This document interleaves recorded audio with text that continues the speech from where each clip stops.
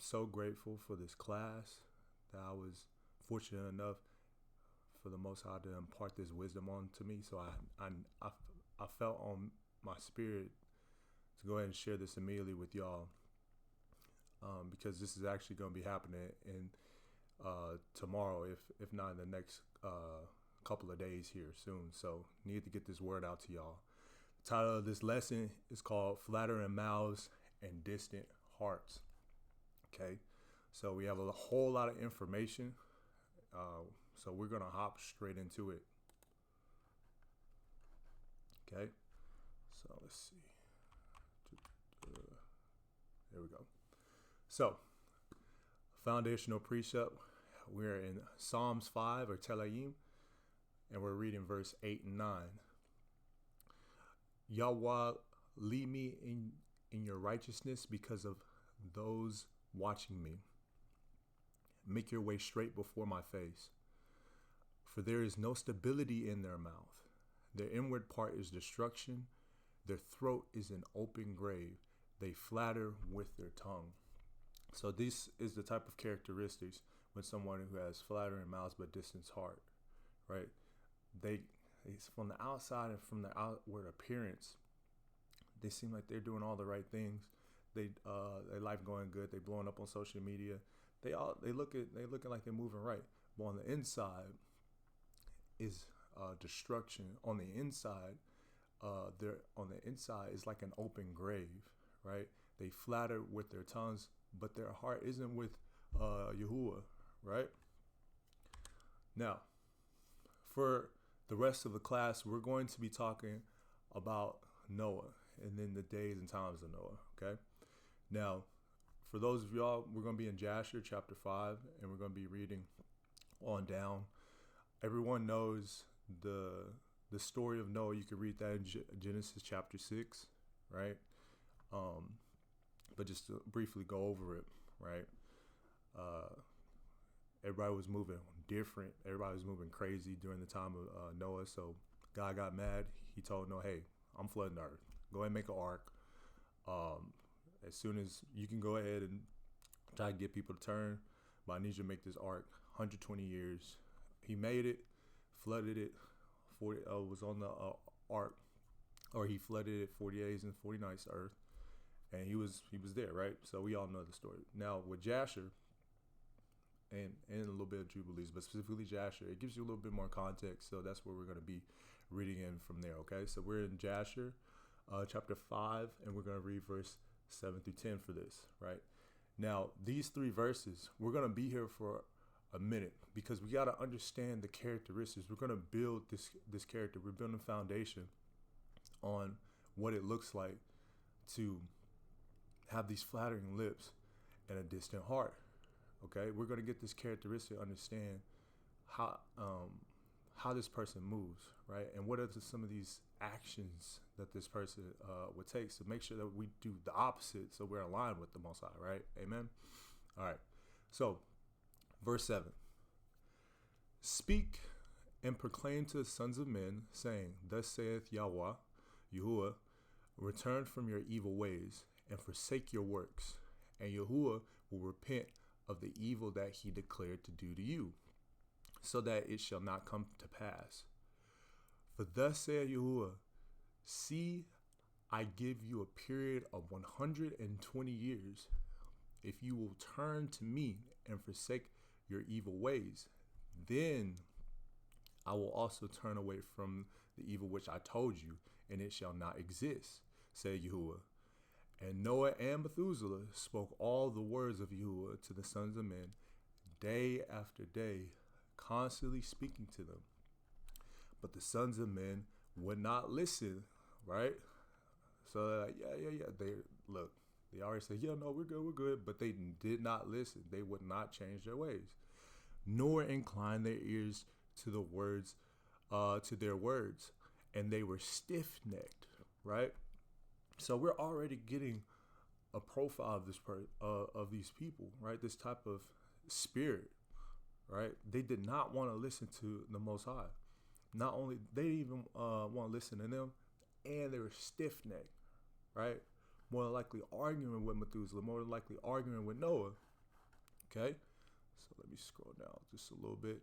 Now, I said we're gonna be in this area for a minute, so we're gonna break this down, right? So, verse 7, we're gonna focus on this: return from your evil ways and forsake your works and you will repent of the evil that he declared to do to you, so that it shall not come to pass. Right? What is that evil? Right? Obviously, this is talking about sin. Okay, so let's get a couple examples of this. Right? So let's get the first sin.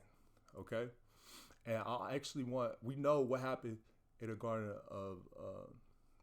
of Eden in Genesis 1, but I need y'all to understand that even after Adam and Eve was kicked out of the garden, Satan didn't stop, right? Because it says in the Bible, Satan comes to kill, steal, and destroy. He's not going to stop until Adam and Eve was completely destroyed, okay? So let's get that, right? So this is first Adam and Hawa, or first Adam and Eve, chapter 6, verse 5 and 7, okay? Now, I'm going to have the scriptures that I'm reading, just a quick reference that has all of these chapters, because I was blessed enough to actually get this Bible. It's amazing. It's called Yah Scriptures on the Apple Store. It's Yah and Scriptures, okay? And it has all the books, so y'all need to go ahead and check that out. But this is going to be first Adam and Hawa, chapter 6, verse 5 and 7, okay?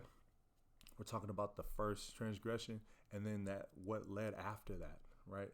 So verse 5, of your own free will have you transgressed through your desire for divinity, greatness, and an exalted state, such as I have. Therefore, I deprived you of the bright nature which you had then, and I made you to come out of the garden to this land, rough and full of trouble. See, we had it made, okay? We had this bright nature. We had powers. We were able to see in other dimensions. We were able to commune with the angels, commune with the Most High, right? Our bodies didn't lack for anything. We didn't have to eat. We didn't have to sleep. We were perfect. We were elevated beings, okay? And when we, how I said at Jasher, start doing evil ways, basically transgress the Torah, right? God had to strip that and remove that from our bodies. Now everything is hard. Now we're in this hard land, rough and full of trouble. Okay? Verse 6, if only you had not transgressed my commandment, right? A lot of people think that Moses was the start of the commandments, right? But what does it say in Genesis chapter 1? He created man from the dust of the ground and breathed his spirit into us. What is spirit? Right? That's Romans 7, verse 12, right? Or somewhere around that. We're going to stay on track, but spirit is the commandments. So and it confirms it because we're reading it here in verse 6. He said, if you only had not transgressed my commandment and kept my Torah. He's talking to Adam right now. So the Torah has been here with us, okay? And had not eaten of the fruit of the tree, which I had told you not to come near. And there were fruit trees in the garden better than that one, right? God gives us the best of everything that we already need, right? It's only when we're looking, trying to do better, see what the grass is greener and whatnot. Everything that we need, He has given it to us, and it's sufficient for us, right? But we have to mess it up. Verse 7, but the wicked Satan did not keep his faith and had no good intent towards me. And although I had created him, he considered me to be useless, and he sought the Almighty for himself. For this I hurled him down from the Shamayim, which is heaven, so that he could not remain in his first estate. Excuse me. It was he who made the tree appear pleasant to your eyes until you ate of it by believing his words, right? So,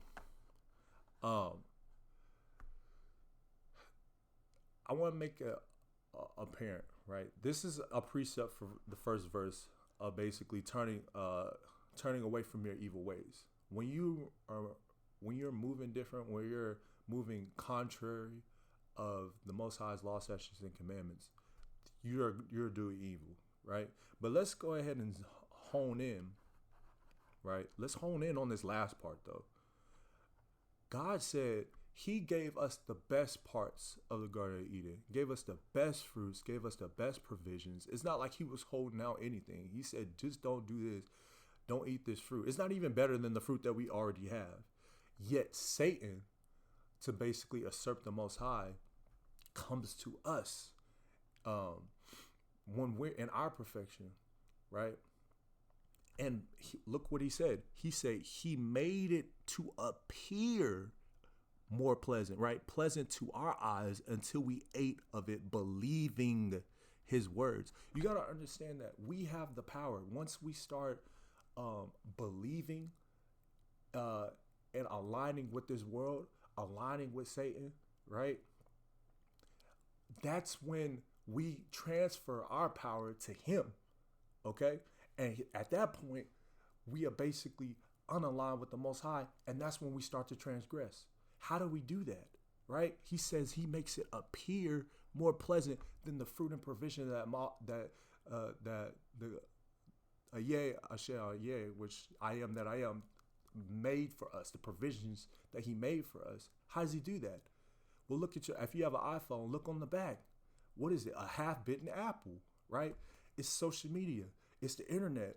It's all these things like that get you in the spirit of envy. Looking over there, comparison. Man, I wish I had this. Man, I wish I had that. And now you don't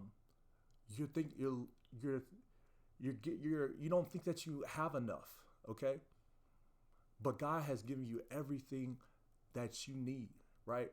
If you have breath to breathe, right? He's giving you the provisions to make a way.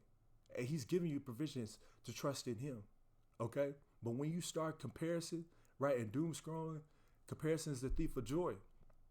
You start believing, Satan's words, and you get unaligned with the Most High. And unless you take those thoughts captive, those thoughts become actions, and those actions start sin. And when sin is finished, we're gonna get into it. It's death. All right. So let's go on to the next one. Right. But I found that to be very interesting. He made that sin appear more pleasant, more better than everything that God, the program, right? The program that God has set up for us, when it really wasn't. Okay. Now let's go to Romans chapter 1 and verse 21. We're reading 21 through 25, right?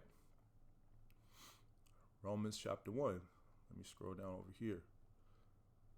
All right. Let's get some more information. Romans chapter 1, verse 21. Because although they knew Elohim, they did not esteem him as Elohim, okay?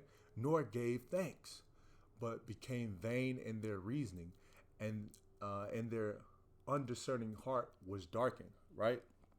So what happens when you start aligning with that spirit, aligning with the spirit of envy? This right here is a version of pride. So aligning with the spirit of pride, thinking like, oh man, that old Torah, like, man, that's the white man's book, like I don't need that, I'm good.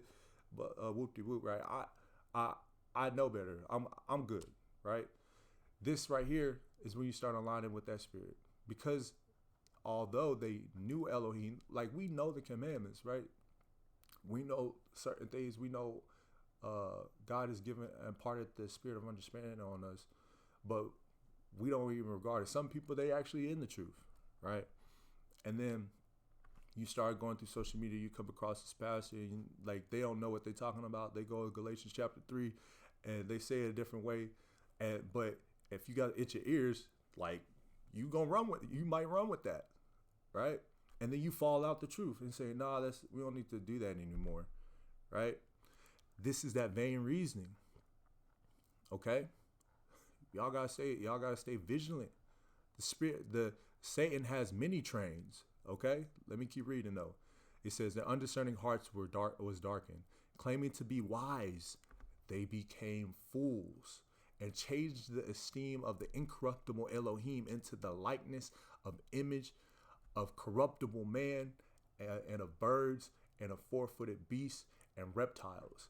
Therefore, Elohim gave them up to their uncleanness and the lust of their hearts to disrespect their bodies among themselves, who changed the truth of Elohim into the falsehood of and worshiped and served what was created rather than the Creator, who is Baruch forever, who is wise forever.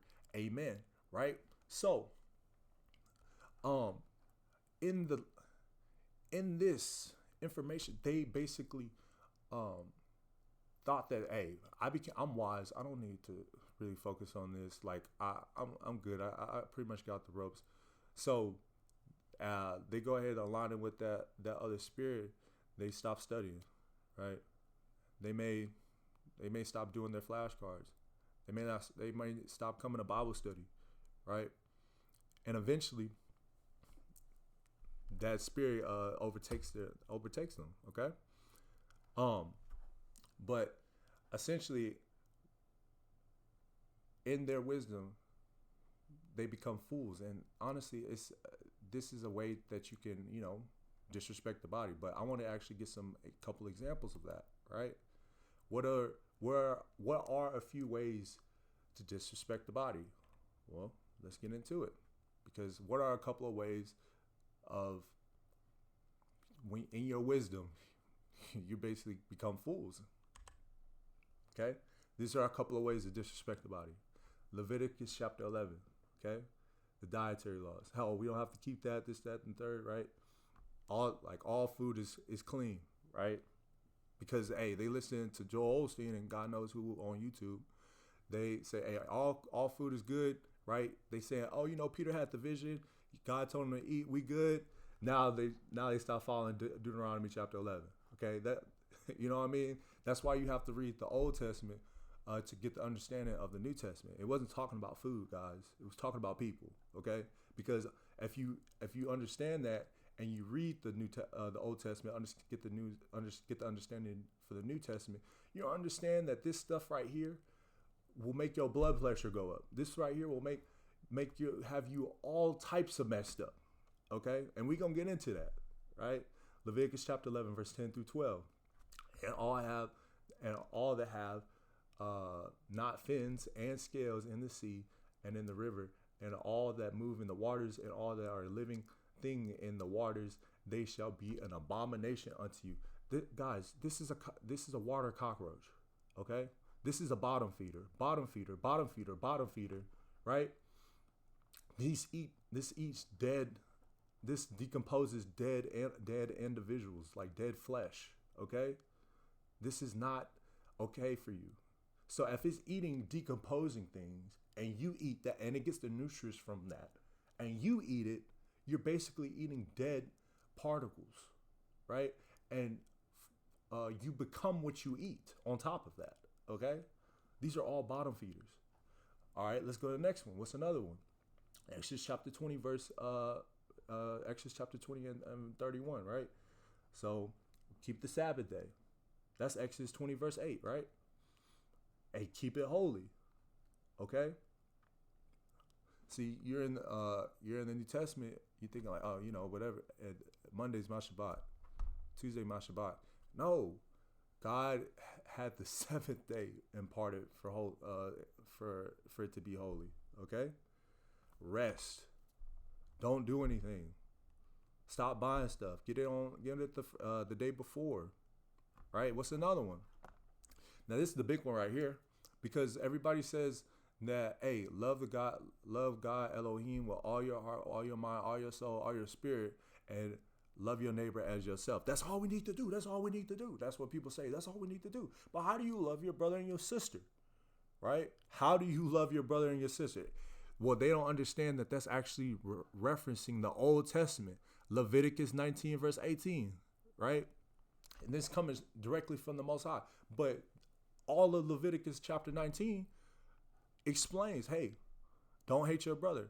Hey, in Exodus, follow the Shabbat. Like all of these things these are the characteristics, the positive attributes, the positive characteristics. Basically, the Garden of Eden, the fruits of the Spirit. Oh, Galatians 5. These are the fruits of the Spirit in which we should be moving in.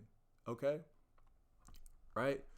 So Proverbs chapter 7, verse 10 through 11. Right. 1 Corinthians 3, 16 and 17. Be sober-minded. Right. Blasphemy. Right. 1 Timothy chapter 2 and 9 for the women. Right. Numbers chapter 15, verse 38 for everybody. Right. To make sure to remind you not to be in lust. Hebrews chapter 13, verse 4. Right. All of these worshiping other gods. And actually, we gonna talk about this here. But hey, for those of y'all don't know, Deuteronomy chapter 28, verse 64, wood and stone, what? Christianity for the cross, stone for Islam, right? But we actually gonna get back to Deuteronomy 28 later on in the lesson. But these are a couple examples of loving your neighbor as yourself. Okay, so let's go to 1 Corinthians chapter 3, verse 16. That was actually one of the prompts right there. 1 Corinthians chapter 3, verse 16. We're gonna read to verse 20. Okay. Because and why we need to do this anyway. And mind you, y'all, we're still trying to get an understanding of them turning from their evil ways. These not following these commandments is basically hating your brother, not wanting the best for yourself, not wanting the best for your community, not wanting the best for your friends, your family, right? This is how, like, following the commandments is the highest form of loving your neighbor as yourself. Okay. And why do we need to do that anyway? Because we are the temple now. Spiritually, we are literally the temple. Okay? And if you read in the Old Testament how serious taking care of the temple was, it was not a game. There was specific code of conduct that you had to be moving in order to for the temple to be upkept. So why wouldn't that, now that we're the temple, why would that not be the same? Why would that not be the same program? We need to keep our temple spick and span for the Most High so He can dwell within us, right? Because look, the Holy of Holies, man. Like if you come in there, you got speck of sin on you, you drop dead. It's like God cannot dwell in you if you have that sin on your temple. Let's get it. Verse 16. Do you not know that you are Mishkan of Elohim, which is the temple of the Most High, the temple of Elohim, and that the Ruach of Elohim dwells in you? Okay? If anyone destroys the Mishkan of Elohim, right, the temple of Elohim, Elohim shall destroy him. For the Mishkan of Elohim is Kodesh, which means for the Mishkan, the temple of Elohim, Most High, is holy, which you are. Turn that off. Okay? Let no one deceive you, right? Because we got a whole lot of deception going on in these end times, right? Don't let no one deceive himself. If anyone among you seems to be wise, right? Referring to Romans chapter 1, wise in this age, let him become foolish so that he might become wise, right? Basically, get rid of pride. Okay, if you think you know something, hey, you starting to get a little. Hey, I think I'm starting to get an understand, bruh. I've been in this truth for a long time. A lot of people been in this truth for a long time. You learn something new every day. Okay, so you never let that spirit to come on you. Been in this thing for almost 10 years. I still like, hey God, don't take your ruach from me. You know, so you got to stay in that spirit, man, and God will continue to impart wisdom on you. Continue to impart wisdom, but you got to study and stay in here and take care of your temple. Verse 19. For the wisdom of this world is foolishness with Elohim. For it has been written, He catches the wise in their craftiness. Okay, so what is the wisdom of this world, right?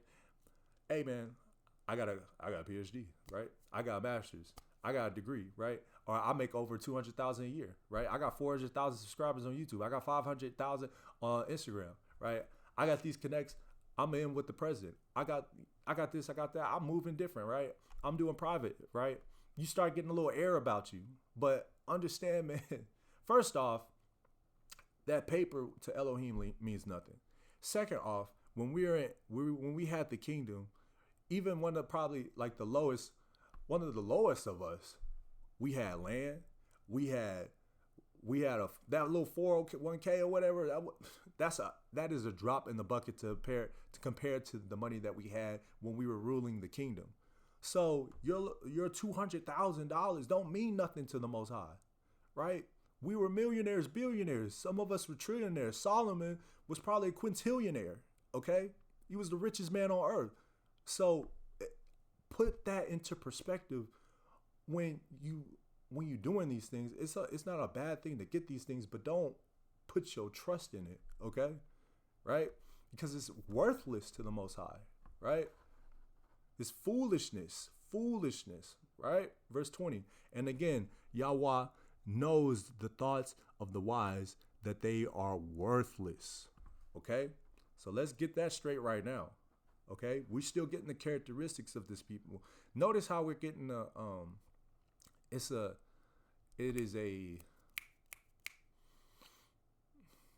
similarity that's with all these verses. It's either pride, envy, or like hate. Like you just don't want to deal with the Most High. But it's really just a spirit of pride and envy. Okay, so because it keeps on saying, hey, you think that you're wise, man? Like become a fool so you can become wise. Don't let that spirit get on you, right? But let's get to this, right? Because people thinking like we just went over when you are out of the spirit with the Most High, right? He made a reference of, hey, don't worship these other beings. Don't worship these other gods. Okay? Right? So I'm like, hey, that's not me, right? Judah Israel, that's not me. Like, because I go ahead and pay my bills, pay my tax, I go to church, whatever, right? I follow the commandments, right? But you gotta understand, when you start getting pride in your life, right? You start putting yourself before the Most High. Okay? What did the Most High say? Aren't we gods? Let's get that. Psalms chapter 82. I'm gonna break it down here in a second. Psalms 82, verse 6 and 7. I said. He said, I said, you are Elohim, and all of you are sons of the Most High. But as men, you die and fall like one of the heads, which is one of the princes, right? So you're thinking to yourself, hey, that's the Old Testament type of stuff. I'm not killing my children. I'm not sacrificing them to Molech, right? Like I'm not doing witchcraft. Some people still do, okay? But most of us, like, we're not doing witchcraft like that. But after Yahawah died on Calvary, right, we became the temples. Right. And even then he referenced like y'all are gods in Psalm chapter 8. He's referencing 82 and 6. So when you have pride and when you're starting to be covetous, okay, and you start trusting in your own might, that's the main thing. When you start trusting in your own might, that's when you start taking the Elohim of yourself, because we're gods and we're putting that God before the supreme God of the creator of the universe. We start worshiping ourselves. We start worshiping and trusting in our own might versus coming to the Most High and say, hey, God, what should I do? So in reality, when you start committing sin and trusting, hey, I don't got to do all that. I can go to the fish Friday doing catfish and go, Lord knows what else. We got this function or whatever. I'm going to be traveling across state lines and whatnot, not chilling at all on the Sabbath to go to this function, go to this party. I get home, I'm tired as hell. Right. And I can do that because, I'll just have my Sabbath on Sunday. No. Right. This is when you start putting your Godhead before the supreme Godhead of the universe. And that's idolatry. We're committing idolatry when we trust in our own might, when we trust in our own understanding over the understanding of the Torah that was given to us, the fruits of the Spirit, the Garden of Eden that was given to us, right? And take that lesser one that Satan told us, hey, this is what you need to do. So this is what's happening right here, okay? What happens if you don't turn back, right? What happens if you don't turn back? Let's get that. Let me see. We're in Deuteronomy chapter 28. See, I told y'all we're going to be back here, right? Now, earlier, I was explaining that, let me see, I was in Deuteronomy. I was in Deuteronomy probably like last week. I haven't been in Deuteronomy in a long time, man. When I came back for this class, man, it's it's actually a wake up call. It's actually really refreshing. But when I was putting this stuff together, even I was getting cut up, right, just to put this together for y'all. Well, this is Deuteronomy chapter 28, verse 20. Verse 20, Yahawah sends on you the curse, the confusion, and the rebuke in all that you put your hands to do until you are destroyed and until you perish quickly because of the evil of your doings by which you have forsaken me. Okay? This is all tied into that Jasher 5 verse 7 because we have forsaken the Most High. He's going to put confusion on us. Anything that you try to put your hands to, that actually says in the first verses, I'm not going to bless it. Right? So what's an example of that? You're not following the commandments. You're not following the Torah, right? But you still trying to do life, right? So say, for instance, man, I'm tired of living paycheck to paycheck. I'm gonna go ahead and make this thing happen, right? So you might pick up a second job, or somebody's not following you. You might try to sell a little dope on the side, right? To go ahead and maybe flip something, get a little money saved up. So now you got maybe 1,000, 2,000, 1,500, 2,000 saved up, right? Now you're gonna like take that money and reinvest it into starting a business, okay? But as soon as you get that 2,000, bro, it happens. It happened to me even in the past. As soon as you get that 2,000, what happened? Car breakdown. Somebody go to the hospital. They need the money. Something crazy happens. And you were straight for probably like 2 years. Nothing happened. But as soon as you start trying to get ahead, something crazy happens, man. It's because we're not following this. We're not following the Torah. And God said this is to be a sign. What's that in verse 46 of chapter 28? He said this is supposed to be a sign. Like, dang, bro. I can't win for losing. Right? Verse 21. Yahuwah makes the plague cling to you until he has consumed you from the land which you are going to possess. Verse 22. Yahuwah smites you with the wasting disease and with inflammation, right? And with burning and extreme heat and the sword and blight and with mildew, and they shall pursue you until you perish. Right? So verse 22, verse 21 and verse 22, he said God is going to put the plague on you until it has consumed you off the land, basically kill us from off the land. A wasting disease. So what's a wasting disease today? Because he even says later on, I think in the one of the verses, I think like verse 54, he says, and anything that's not in this book, I'm gonna create new things to put on y'all. So what are these wasting diseases? Cancer, right? HIV, AIDS, right? These diseases are eating us from the inside out, right? It says right here, and Yaki brings this up, right? Yaki Elohim, he says, inflammation is the foundation or the start of all forms of disease. And guess what? We're coming to this new information now. Everybody's on this cleanse, on this cleanse binge, this health binge right now, and we're getting all this new information with science coming out. Man, this was talked about 4,000 years ago. It says inflammation, right?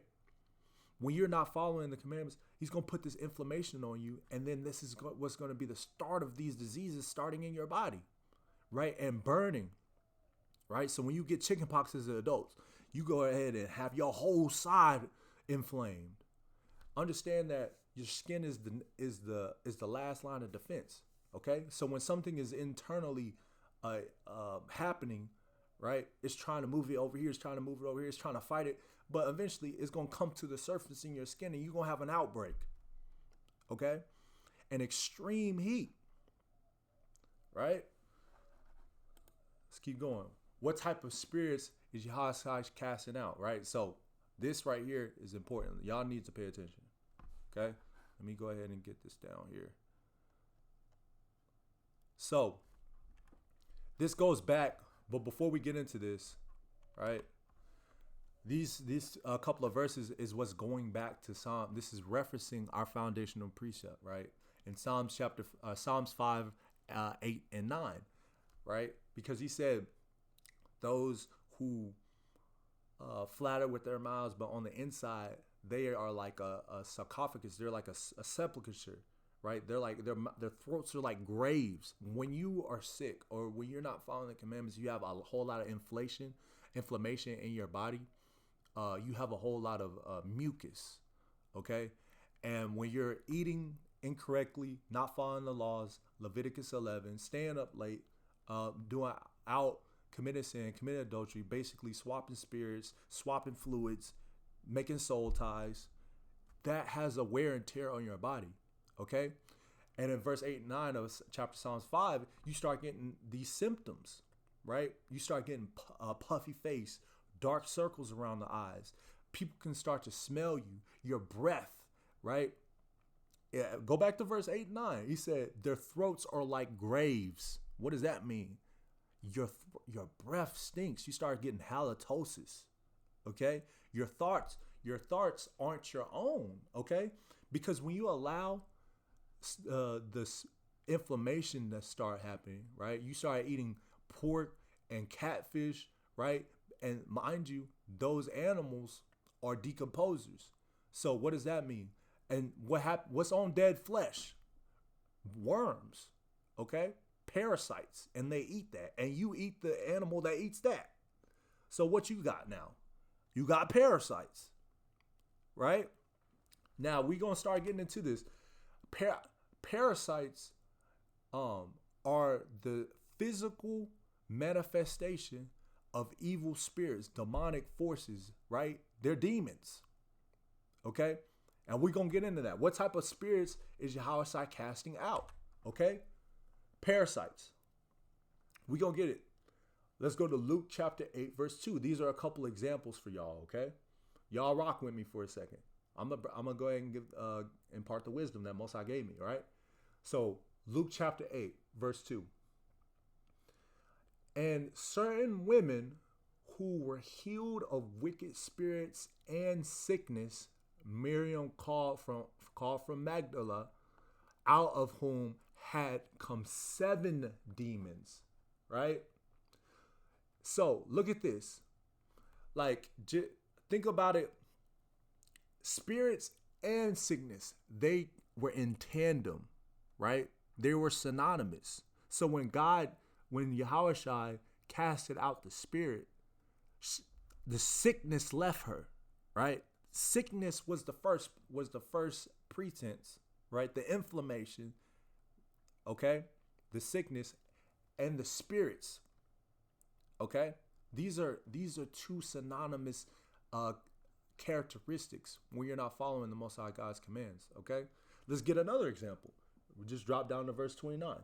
For he had commanded the unclean spirit, this is another person, he had commanded the unclean spirit to come out of the man, for it had seized him many times, okay?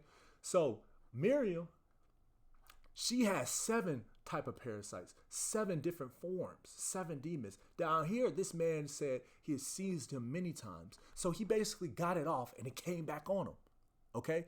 Now, I'm going to give you an example in the wild. All right, I was watching this documentary of how parasites control animals in the wild. So an ant, okay, we know the characteristics of an ant, okay? Very strong, very community based, and they follow orders. This is a perfect example. One characteristic of an ant is their exoskeleton. When they get wet, they drown. So they don't really like to deal with water like that. Okay. Now, when this ant was on this tree branch, there was this little fungi thing that fell from the tree onto his head. Okay. Now, mind you, the ant could have just bit it off and just went on about his day, but it got in his head and he gave into it. Okay. And immediately when the parasite got into his system, it told him, it got him again, went opposite against his nature. Okay. It told him, hey, go away by yourself. right? So it basically went away from the colony and go to water, go to a place that's moist, because we know that fungi or parasites, they need a damp area in order to grow. Okay, so it gave in and it started moving erratically, right? You can see it on the video. It started moving erratically, and it went to like this damp place on the wood by itself. And I kid y'all not, fam. Like the fungi started growing vertically out of the ant's head, and it killed it. Okay, so have that in mind. Like, what is this? What did it just say to this guy? Right. Let's go back to verse 29. It said, "For it seized him many times." So the ant, the person, got it off, but it jumped back on him. Got it off, it jumped back on him, and then after it did that a couple of times, it said, and he was bound with chains and shackles. Right. So the community bound it with chains and shackles, being guarded, and breaking the bounds, he was driven by the demon into lonely places. Right, so the community was trying to hold him down, but the demons had him so much, they was on him so bad that he broke the chains to run to a lonely place so they could fully overtake his body. Come on, fam. Verse 30, and Yahawah, right, Yahawah asked him, saying, "What is your name?" And he said, "Legion, because we are many demons have entered into him." So legion in that form of calculation is 7,000. So there were 7,000 different forms of demons on him, different forms of parasites in his system. Dude was moving crazy. What do you have to do? What do you have to do in order to have that many different types of parasites in your body? That many type of demons. Dude was moving different. Okay. Verse 31. And they were begging him that he would not command them to go out into the bottomless pit. Right. Now, I will make a reference. Parasites cannot live alone. Like, they can't live by themselves. They need to have a host. Same with evil spirits, demonic forces. They need a host in order to overtake. Right. So pay attention. He said, don't let us go to the bottomless pit. They don't want to go back to hell, right? In order for them to live in this dimension, live in this earth, they need to have a host, okay? When you're not following the commandments, that allows them to latch on to you, because they can't latch on to holy. They can latch on to people that's not in the commandments. Verse 32, and a herd of many pigs were feeding, okay? Focus on this. They were feeding there on the mountain, and they begged him to allow them to go into them, and he allowed them. Now, in the Exorcist movies, right? I haven't watched it in a long time, but a characteristics of one of the Exorcist movies is they're trying to cast the demon out, and then the girl or the person that's controlled of the host, they'll start throwing up bile, right? Start throwing up stuff, right? And eventually they're able to cast it out, or they'll die, or whatever, like the people that's trying to do it. But one characteristic is they're throwing up, okay? In order to get parasites out, it's only two ways you can do it. Either out one way or out the other, okay? So when he said, allow me to go into these pigs over here that's feeding, this person threw up. And he was throwing up for a long time, I'm sure, right? So when he was throwing up, he was all over the floor. Right. Oh, and by the way, this is a picture of a parasite in the background. Okay. This is for those of y'all that didn't know, like, oh, what the heck is that? That's a parasite. Doesn't that look like and there's worse pictures out there, but doesn't that look like a demon? It's because it is. It's a small manifestation of a demon. Okay. But when he was throwing up all this bile on the ground near these pigs, or probably even in their food. Right? Pigs, a characteristic of a pig will eat literally anything. Pig will eat another pig, right? If it's there long enough, like if it's dead, okay? So when he was throwing up, he probably was throwing up over their food, right? And the pigs ate it, which allowed for the parasites to go into their food. They ate it, and what happened? Verse 33, And the demons, having gone out of the man, entered into the pigs, and the herd rushed down the steep places into the lake and were drowned. Okay? Now let's fast forward to today's times. We have to be on extra guard because it's in the food, y'all. These people don't care about us. It's in the food. What do they say in the movie? It's in the food, right? They're putting God.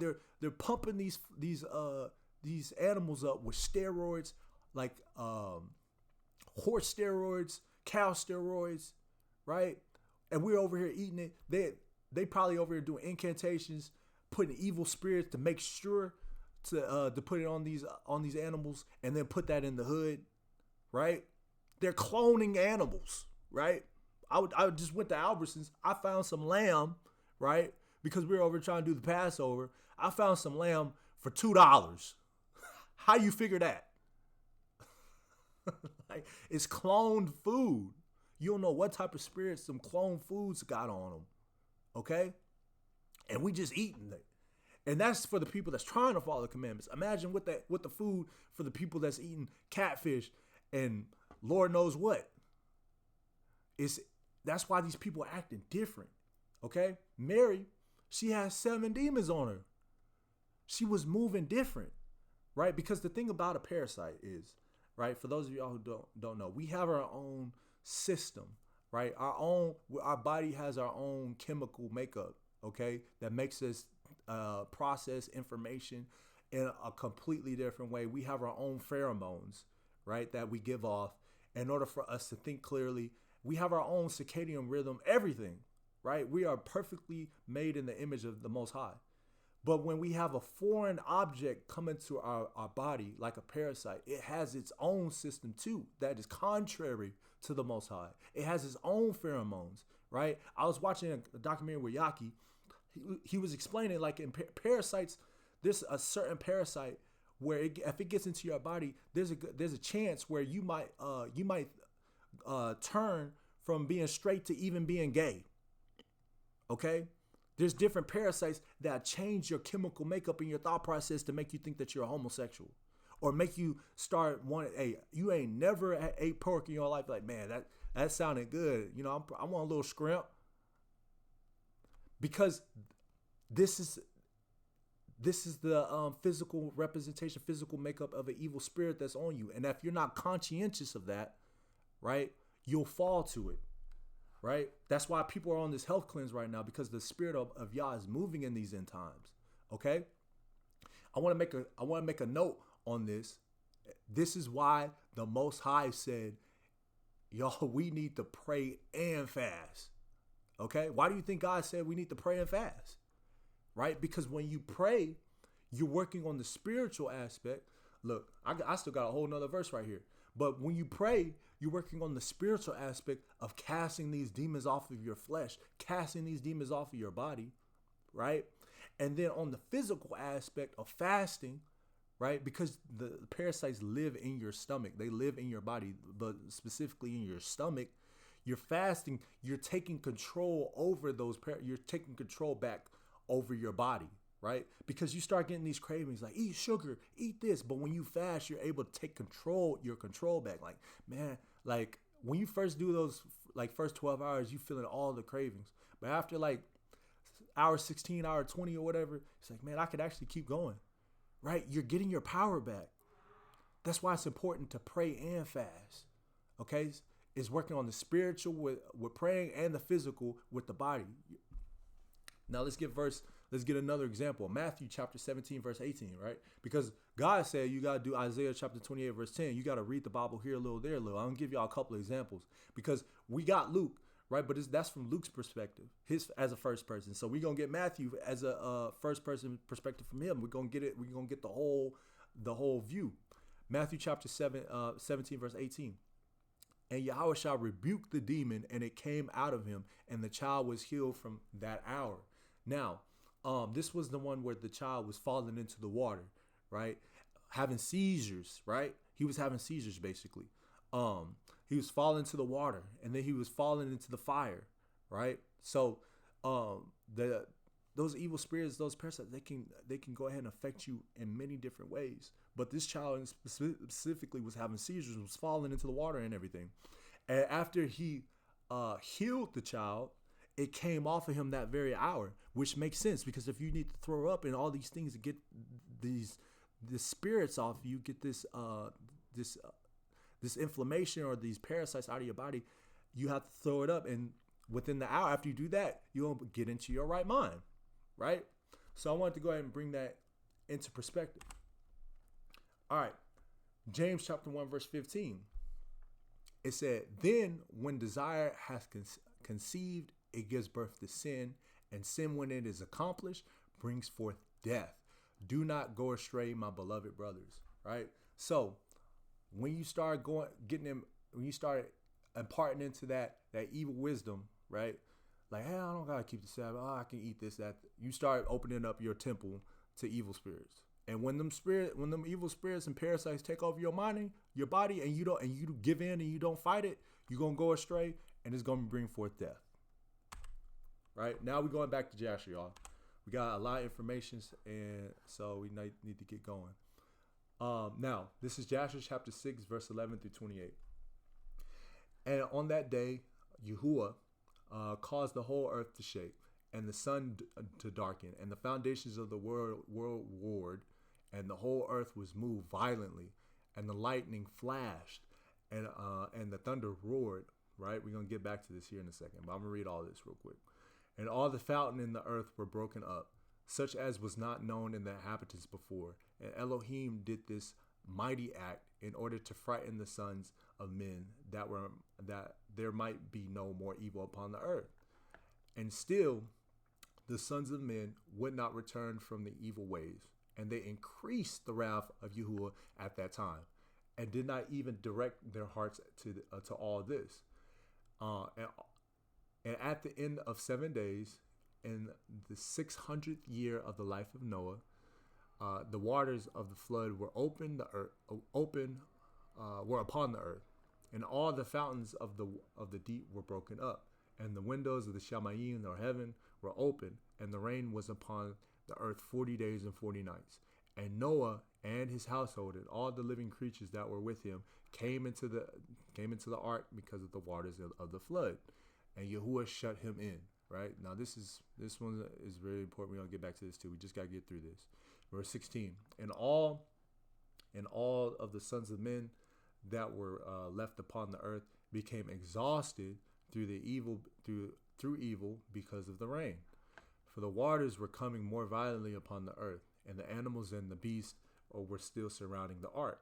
And the sons of men assembled together, about 700,000 men and women. And they came unto Noah to the ark, and they called to Noah, saying, open for us, that we may come to you in the ark. Why should we die? And Noah, with a loud voice. Now imagine this man was preaching to them 120 years to turn from their ways. Okay, keep that in mind, y'all. Verse 19. And Noah, with a loud voice, answered them from the ark, saying, have you not all rebelled against me? Not against me, he said. Have you not all rebelled against Yahawah, and said that he does not exist? And therefore Yahawah brought upon you the evil, to destroy and cut you off from the face of the earth. Verse 20. Is this not the word that I spoke to you 120 years ago? You would not listen to the voice of Yahawah, and now do you desire to live upon the earth? And they said to Noah, we are ready to return to Yahawah, right? That flattering mouths, but distant heart. Only open for us, that we may live and not die. And Noah answered them, saying, look, now you see the trouble of your beings, and you want to return Yahawah. Why did you not return during the 120 years, which Yahawah granted you in determined period? But now you come and tell me this because of the troubles of your beings. And now also Yahawah will not listen to you, neither will he give ear to you on this day, so that you will not succeed in your desires. Right? And the sons of men approached in order to break into the ark, to come in because of the rain. for they could not bear the rain upon them. And Yahuwah sent all the beasts of the and the animals, because they were still around the ark at that time. And Yahuwah sent all the beasts and the animals that stood around the ark, and the beast overpowered them and drove them from their place. And every man went his way, and they again scattered themselves from the face of the earth. And the rain was still falling upon the earth, and it fell 40 days and 40 nights. And the waters of the mighty on the earth, and all flesh that was on the earth, and the waters died, whether men, animals, beasts, creeping creatures, or birds of the air. And only Noah remained, and those that were with him in the ark. And the waters were mighty, and they were greatly increased upon the earth, and they lifted up the ark, and it was raised from the earth. And the ark floated on the face of the water, and it was tossed upon the waters, so that all the living creatures within were turned about and stewed in a pot. Now, this last verse is also important, because God will make a way for you to survive the calamities when you follow the law, statutes, commandments. But that don't mean it's not going to be hard, y'all, right? Because when they were if you ever been on a boat, right, or on a cruise, even when it's chill, when it's calm, you still kind of swaying back and forth. So imagine being in a storm, being stewed, like basically thrown around like stew in a pot. Them animals were screaming. Like it's not just gonna be sunshine and rainbows all the time, right? So that right there, in that next verse, he said, "Hey, Yahuwah, like help me," right? But that if you move in the spirit of pride, that being thrown in a pot, that's gonna overthrow you. But if you stay humble and lean on the Most High, God's gonna calm those waters for you as well, right? So that's a whole class within itself, verse 28. But let's get the precept for verse 15 from earlier, right? This right here is basically going over the date when Yahuwah shut the door. So we're in Jubilees chapter 5, verse 23. And he entered in the 6th year, right? This is talking about Noah. And he entered into the 6th year in the 2nd month on the new moon of the 2nd month till the 16th, right? So he went into the ark 2nd month, 16th day. And he entered, and all that we brought to him into the ark, and Yahuwah closed it from without on the 17th day. So on the 17th day at evening. And Yahuwah opened 7 windows of Shamayim, and the mouths of the fountains of the great deep, 7 mouths in number. And the windows began to pour down water from the Shamayim 40 days and 40 nights. And the fountains of the deep also sent waters until the whole earth was filled with water, right? So this is getting a little bit more context. This is from Jubilees. Now, I was like, Now, if we go just 2 chapters over, in chapter 3, I also came across this as well. Chapter 3, verse 17 of Jubilees. Now, this is talking about Noah. This is talking about Adam and Eve. We were just getting that earlier, right? And this is in the Garden of Eden. And after the completion of 7 years, which he had completed there, he's talking about Adam, 7 years exactly. And in the 2nd month, on the 17th day of the month, the serpent came and approached the woman. And the serpent said to the woman, "Has Elohim commanded you, saying, you should not eat of every tree of the Garden of Eden?" I was like, So God flooded the earth the 2nd month, 17th day. The Satan, after the perfection of years, of 7th year, 2nd month, 17th day, he came to Eve in the Garden of Eden. I'm like, what does that mean? That can't be a coincidence, right? So I'm gonna give y'all the wisdom, right? What's the importance of this date, right? This right here is the 17th day is 3 days after the 2nd Passover, right? It's 3 days, literally 3 whole days after the 14th day of the 2nd month, and the 14th day 2nd month is the 2nd Passover. So it's a 3-day grace period before calamity come on the earth. Before something happens, calamity happens, right?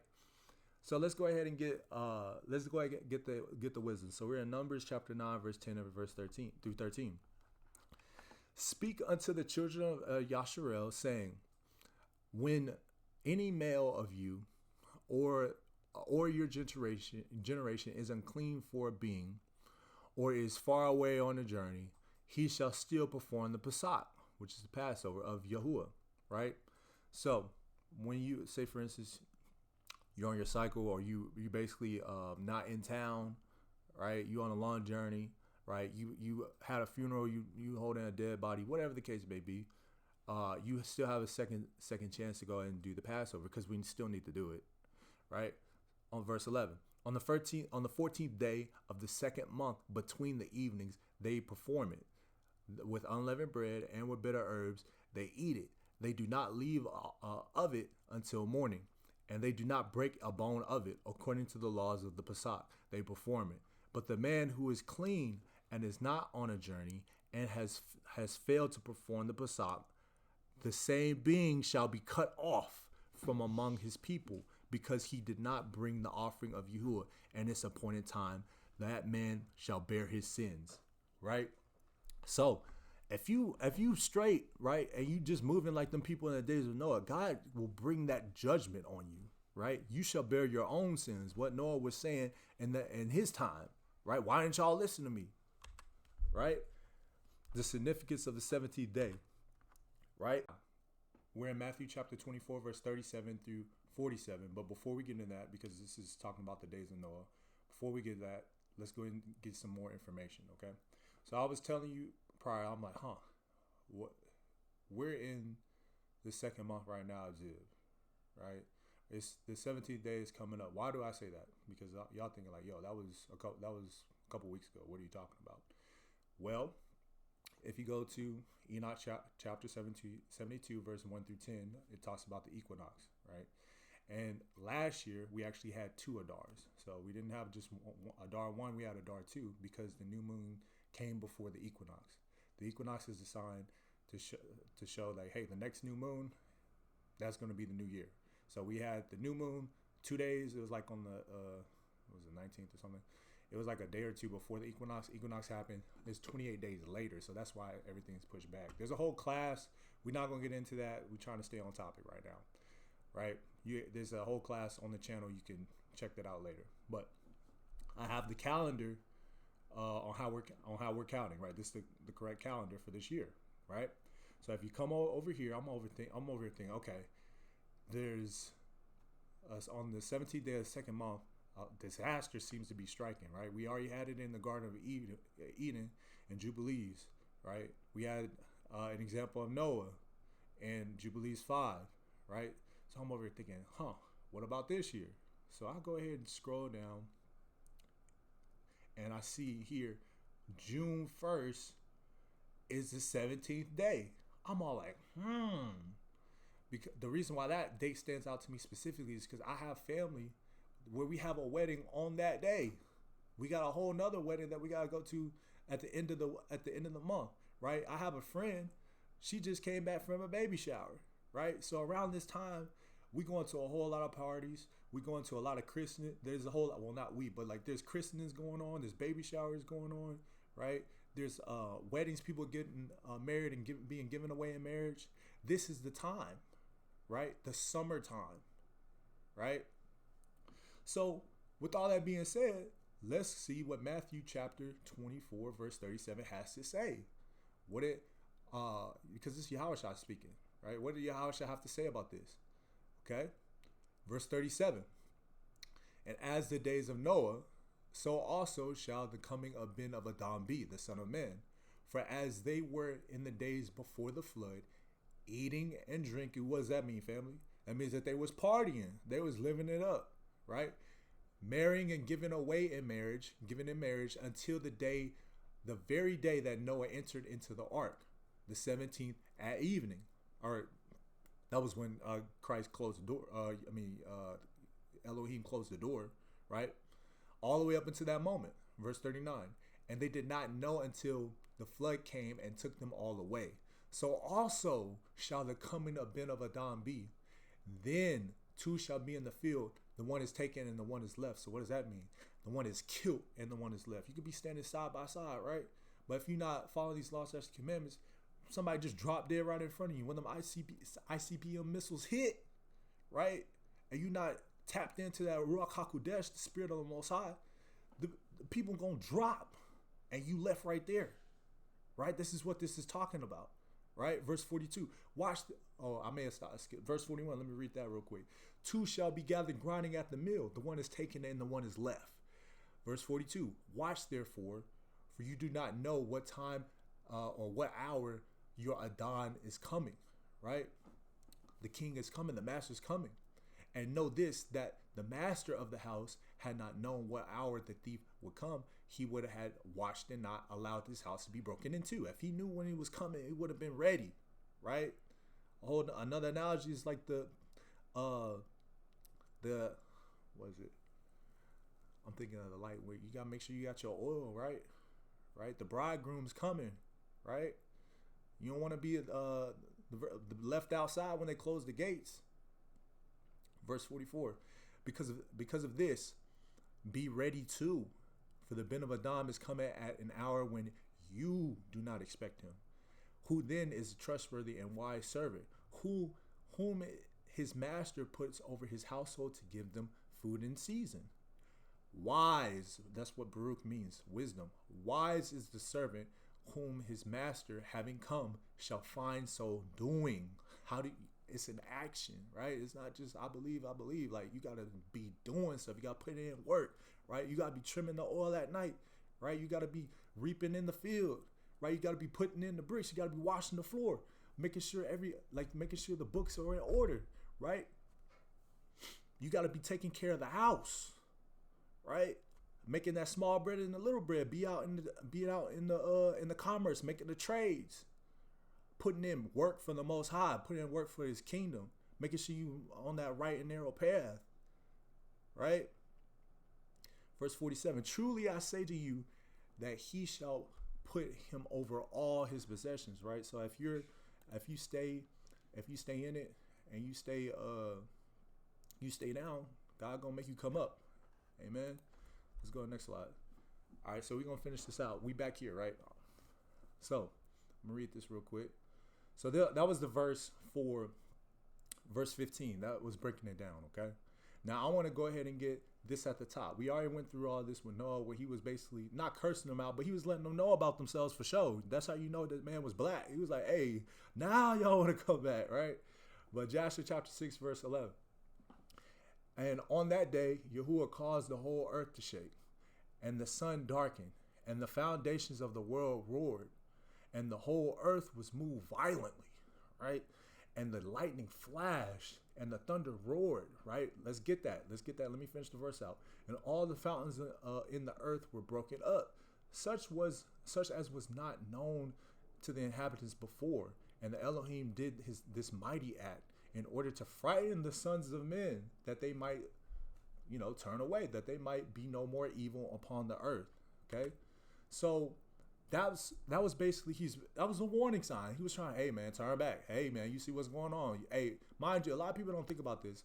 Yo, there was never once rain before the flood, right? So also, you would think there was not lightning or thunder before then as well. God created a new thing.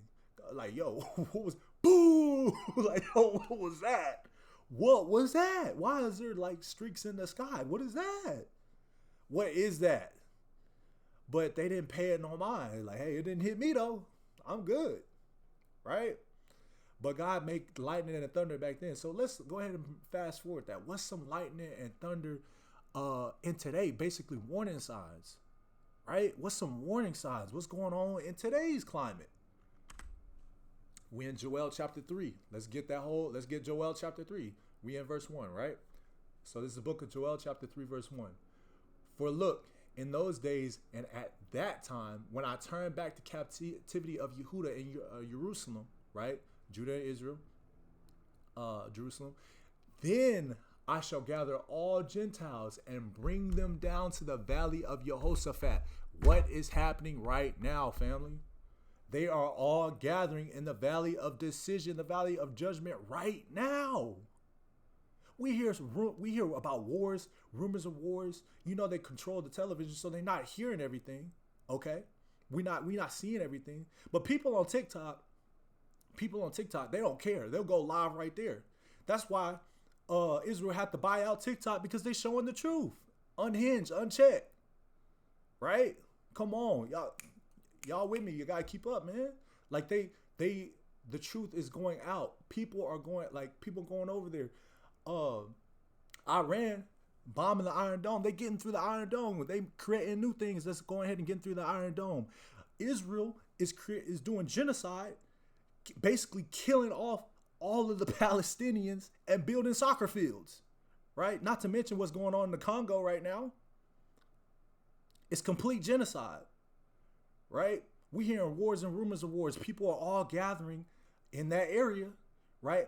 Arabia, shoot, Arab still got us over there. Arab still got slaves, right? But we don't want to talk about that, okay? They all gathering right there, right? Let's finish this out. We're in the valley of Jehoshaphat. I'm still in verse 1. I'm going to read from the top. For look, in those days and at that time, when I turn back the captivity of Yehuda and Jerusalem, then I shall gather all Gentiles and bring them down to the valley of Jehoshaphat, and I shall enter into judgment with them there for my people, okay? My inheritance, Yisrael, okay? Who they have scattered among the Gentiles, and they have divided up my land. And they have cast lots for my people, and have given a young man for a whore, and sold a girl for wine and drink. When did that happen, y'all? Come on. Verse 4. And also, what are you to me, O Sor and Zidon, and all the coast of Palestine, which is Palestine, right? Are you repaying me? And if you are repaying me, I will swiftly and speedily return your reward on your own head. Okay? This is the emphasis verse, but I'm going to finish this out, right? All the way down to 14, we're going to come back. For you have taken my silver and my gold, and brought my treasure into your temples. And the people of Yehuda and people of Jerusalem have you sold to the sons of Javan, to remove far from their borders. Now, if you read that in the King James Version, it says you sold us to the Grecians, okay? A lot of us in Israel think that white people is Esau. No, that's a whole nother class, guys. We gotta get into that later. But the white people are descendants of Javan. Okay, it even says white people come from the direct lineage of Kittim.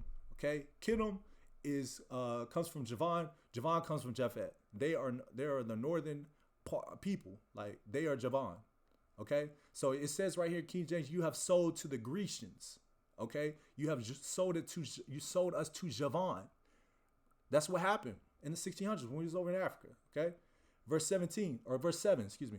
See, I am stirring them up. Right, that's what we're getting stirred up right now. Iran has been dropping these Lego videos weekly, getting millions of views. Okay, they're getting stirred up over there. Stirring them up out of the place to which you have sold them. And I shall return on your own head what you have done. Right? So this verse is actually referring to us, right? Because we're getting stirred up, which means that we're getting the Spirit on us, right? We're coming back to these laws. We're understanding God's laws, statutes, and judgments, okay? Where, hey, this is us. That's us. Hey, wait, we putting stuff together. Huh? Wait, hold on. Like, God imparted this wisdom. Wait, this actually aligns with this like that. Even with that second month of 17, I'm all like, yo, wait, that actually makes sense. This is coming up right now, right? God's imparting that wisdom. He's stirring me up. He's stirring y'all up. Verse 8. And shall sell your sons and your daughters into the hand of the people of Yehuda, and they shall sell them to the Shebites, to a nation far off. For Yahuwah has spoken. Proclaim this among the Gentiles. Prepare for battle. Wake up the mighty men. Let all the men in the battle draw near. Let them come up. Verse 10, beat your plowshares into swords and your pruning hooks into spears. Let the weak say, I am strong. Hasten and come, all you Gentiles, and gather together around. O Yahuwah, let your mighty men come down here. Verse 12, let the Gentiles be aroused and come up into the valley of Jehoshaphat. For there I shall sit to judge all the Gentiles on every side. Put in the sickle, for the harvest has grown ripe. Come, go down, for the winepress is filled, the vats overflow, for the evil is great. Crowds in the valley of decision, for the Yahuwah is near in the valley of decision. Amen. Right? So people, we are coming from all sides. NATO about to get involved. China about to get involved. Russia about to get involved, right? All these alliances. When somebody pop it off, it's going down. So where are you going to be? Where you need to be in this is in this truth, is in this word, in this book, making sure you're getting your life right. So you're not going to be, so your body, your skin, your organs aren't evaporated off your skeleton before it hits the ground, like I talks about in Ezekiel, right? When them ICBM missiles hit. Let's go ahead and get that. So we in verse 5 though, right? Let's get this right here real quick. Verse 5 is, for you have taken my silver and my gold and brought my treasure into your temples, and the people of Yehuda and the people of Jerusalem have you sold to the sons of Yavon, right? Sold to the Grecians to remove them far from their borders. Okay, what is that talking about? Now a lot of people think like, yo, they did take all our gold, they take all our silver. Yo, we was lit. We actually had a whole lot of not investment, but we had a whole bank. We ruled the world at one point, right? So we had a whole lot of treasure. But is that really what Yahuwah is talking about, right? After Christ had died, we became the temple, right? So when he said he took my treasures from the temple, man, he's talking about something else. He's not talking about just gold, man. What is Elohim, silver and gold? I'm gonna go ahead and use an analogy for you on this next slide, okay? So I was like, yo, let me check out something real quick, y'all. What is the price of gold per gram? Okay, we just on this first slide right here. What's the cost of gold per gram? I looked this up. You know, the AI will give me a response, but you can look this up right now, right? Now, by the time when I did this, it was 145, but it was actually higher than that. It was about 155, 160. It went down a little bit, but it says, what's the cost per gold? The live spot price for 24 karat gold is approximately $145.50 per gram. Actual retail costs for bullion or physical bars vary, generally landing between $150 and $240 per gram, depending on the fabrication premiums, brands, and dealer markups. I was all like, okay.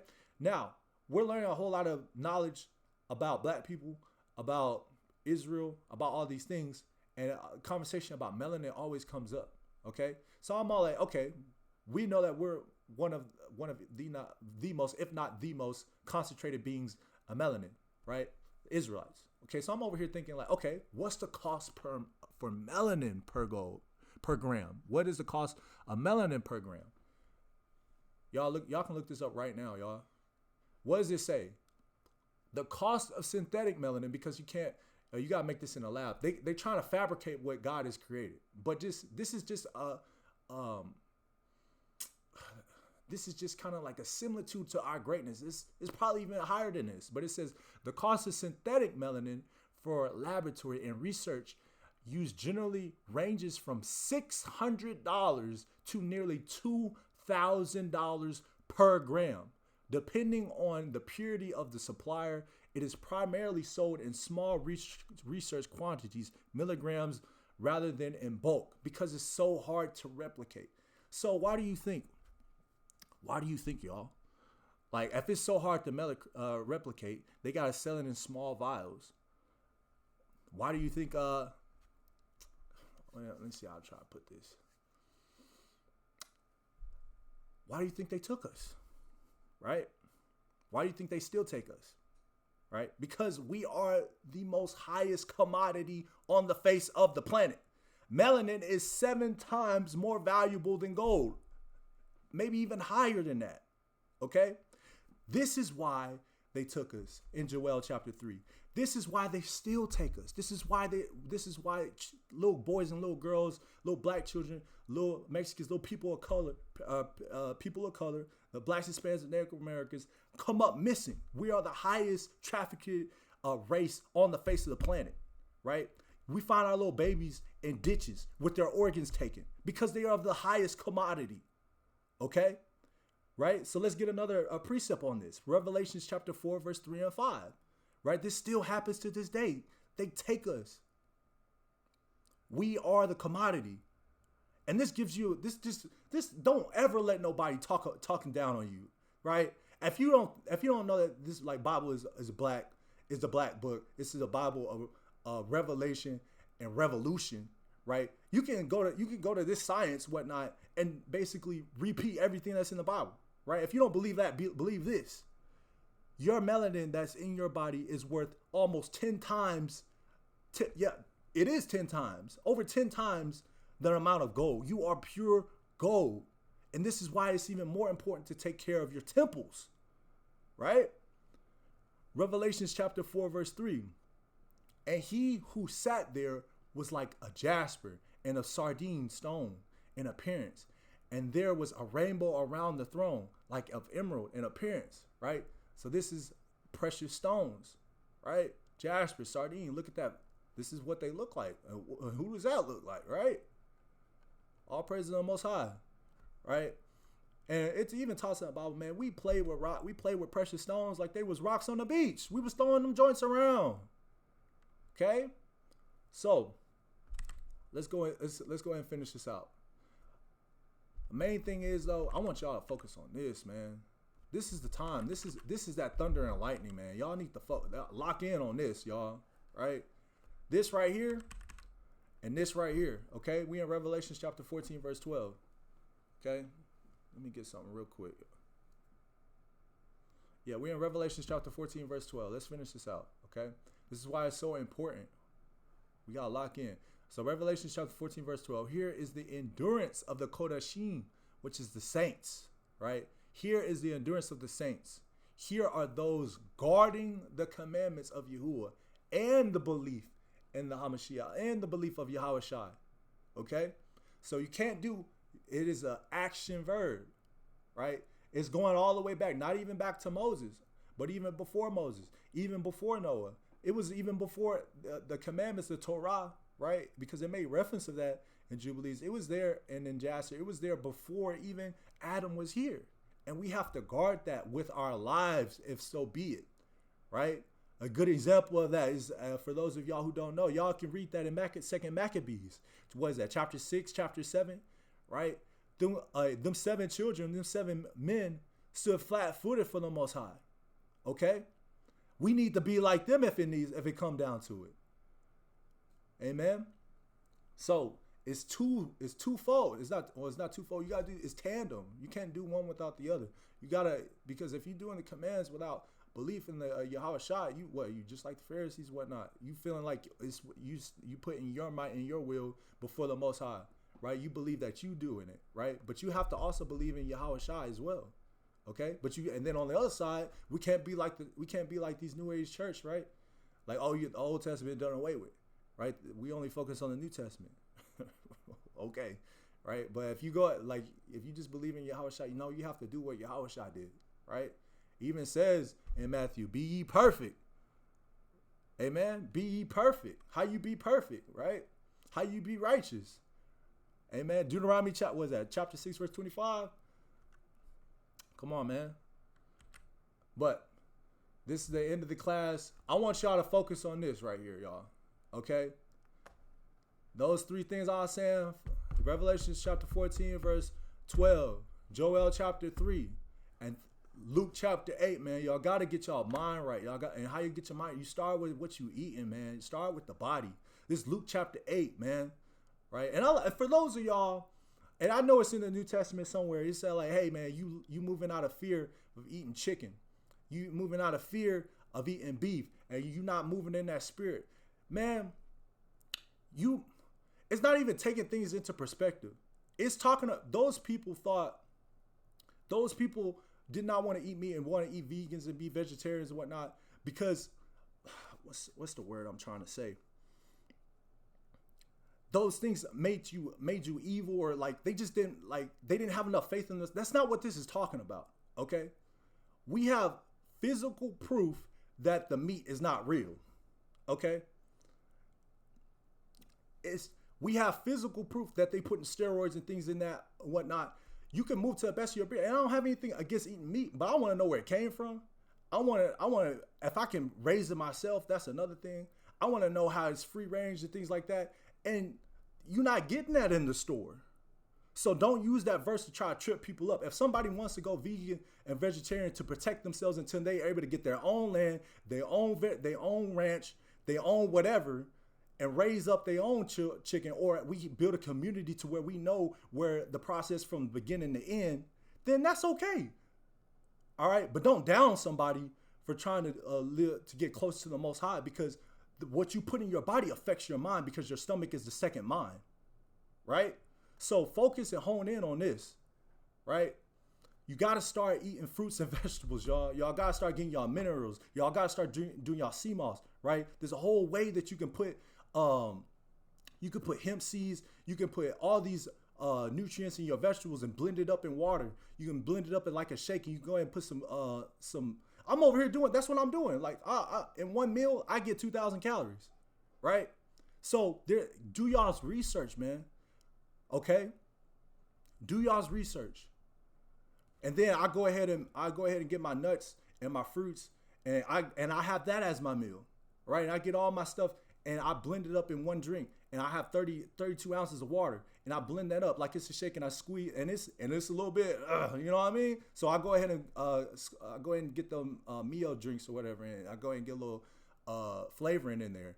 But shoot, I do that, I'm good. That's when I don't feel like cooking. Okay, but shoot, for even reference, watch Yaki's videos, man. Find people in the truth that's trying to do this thing, so you don't have to think too hard to come up with this stuff. But because we really got people that's putting in real bricks for real, right, for Israel, so we can go ahead and hey, we just need to do that. So now we can focus on other things, right? So that's the end of the class. It's Flattering Mouths and Distant Hearts. All praise to the Most High. I appreciate y'all for tuning in. Be blessed, and I'm praying for y'all.